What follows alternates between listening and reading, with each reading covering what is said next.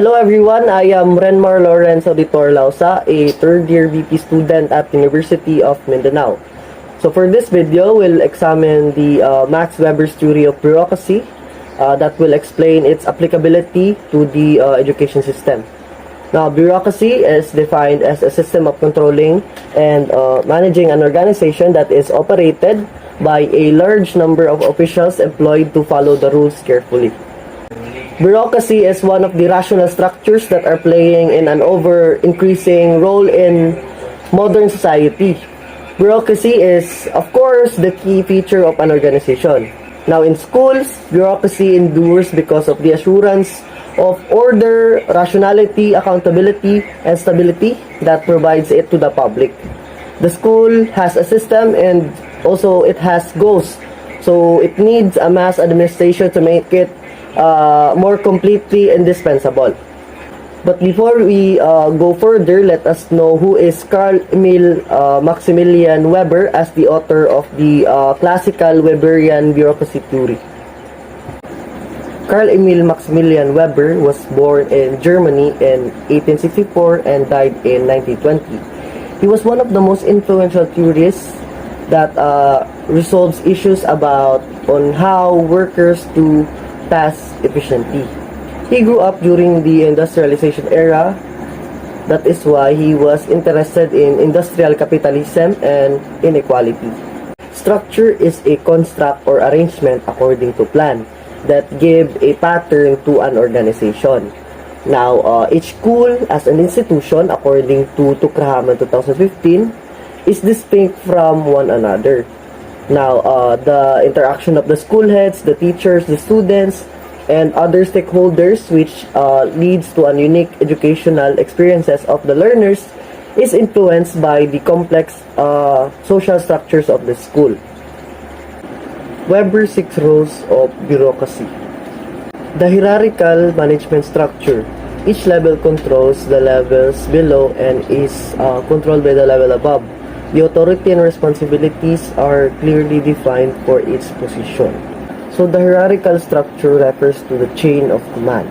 In other words, this structure applies to an organization with a sole leader and a flow of subordinates underneath them. Division of labor. Tasks are clearly defined and employees become skilled by specializing in doing one thing.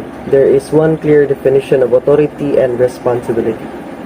Division of labor is the assignment of different parts of the something, the process or task to the different people in order to improve efficiency.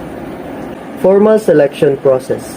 The employee selection and promotion are based on experience, competence, and technical qualifications demonstrated by examinations, education, or training. There is no nepotism. So the formal selection process is from the initial screening, the completion of the application form, the employment test, the job interview, the conditional job offer, etc. etc. It is the process often begins with the screening applications to the individuals who is obviously meet the requirements.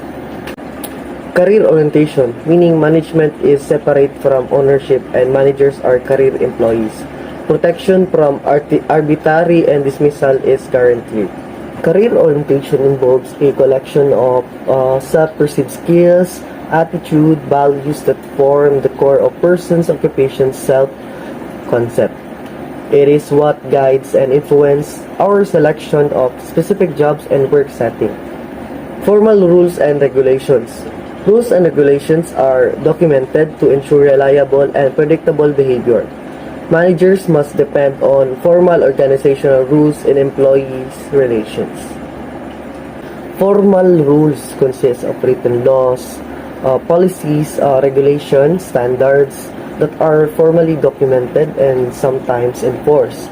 They are in part shaped and influenced by the informal rules of the institution or the organization or in the community. In personality, rules are applied uniformly to everyone. There is no preferential treatment of favoritism. Impersonality is simply the fairness, the uniformity to everyone. The treatment is not preferential and there is no favoritism at all.